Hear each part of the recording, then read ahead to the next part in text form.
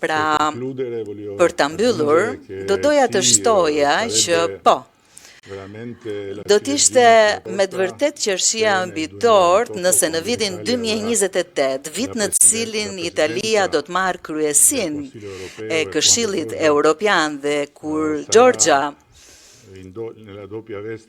do të mbaj rolin e dy fisht, atë të kryeministresit të Italisë dhe të presidentit të Këshillit Evropian, po qeshni,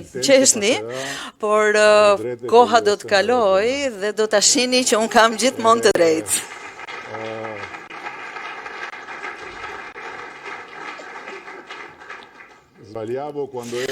Gaboja kur isha më i ri si ministri i kulturës, por tani që jam një veteran, besoj se nuk gaboj. Dhe kështu, pasi të kemi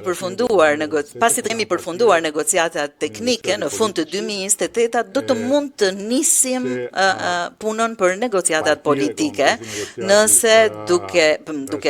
nisur punën për këto negociata, përgjegjësia do të jetë e Giorgias, do të thotë për ne që do të jemi në duart më të mira të mundshme që të mund të hapim atë derë e cila qëndron e mbyllur prej nesh prej qindra vitesh. Dhe ne, siç thash edhe gjatë mbledhjes, e kam thënë këtë edhe në raste të tjera, ne jemi gati të bëjmë një marrëveshje me Bashkimin Evropian për të mos përdorur as veton dhe as votën, nuk na intereson.